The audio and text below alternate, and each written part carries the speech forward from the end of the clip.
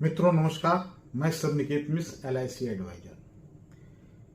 एक बार कर्ण ने भगवान श्री कृष्ण से पूछा, आचार्य द्रोण ने हमें शिक्षा देने से मना कर दिया क्योंकि मैं क्षत्रिय नहीं था। द्रौपदी के स्वयंवर में मुझे अपमानित किया गया क्योंकि मैं राज परिवार का हिस्सा नहीं। मुझे पूरे जीवन भर अपमान का घुट पीना पड़ा। कर्ण पूछते हैं, केशव मेरा क्या अपराध था? भगवान श्री कृष्ण जो कर्ण को जवाब देते हैं, मुझे लगता है यह जवाब लाखों टीचिंग के बराबर है। यह जवाब सुनने के बाद हम लोगों के सभी प्रश्नों के जवाब मिल जाएंगे।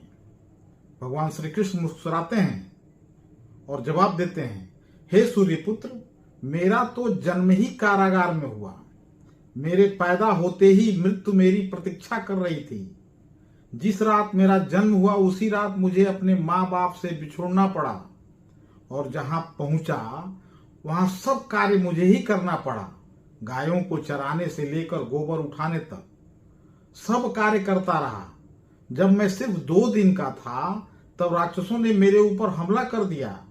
मुझे बार बार मारने की कोशिश की गई, जहां तक कि मेरा सगा मामा मेरे जान का दुश्मन था।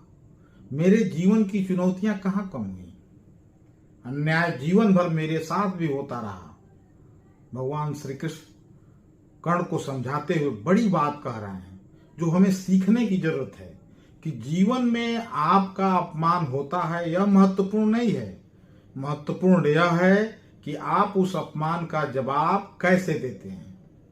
कर्ण जीवन भर अपने अतीत की करवाहट से भरे रहे, पर भगवान श्री कृष्ण कभी अपने अतीत पर आरोप नहीं लगाते। कर्ण पीछे की तरफ देखते हैं और भगवान श्री कृष्ण आगे की तरफ देखते हैं। कुदरत ने दोनों के साथ अन्याय किया, पर कर्ण ने अन्याय कभी भूला नहीं और भगवान श्री कृष्ण को यह अन्याय कभी याद नहीं आया। एक ने इस अन्याय को क्रोध के विष से भर लिया और दूसरे ने स्वीकृति के अमृत से। दोनों में अगर कोई अंतर था तो स्वीकृति का अंतर था। भगवान श्री कृष्ण ने इस नियत को स्वीकार कर लिया, लेकिन कर्ण ने कभी अपनी इस नियति को स्वीकार नहीं की और परिणाम में कर्ण ने अधर्म के पथ पर चलकर युद्ध में अकाल मृत्यु को प्राप्त हुए। मित्रों, परिस्थितियों का चक्र चलता रहेगा। कई बार लगता है भाग्य ने धोखा दे दिया, परंतु यह चुनाव हम पर है कि हम कर्ण की तरह रोएं या कृष्ण की तरह जीवन को उत्सव में बदलें। जीवन में रोने के नहीं,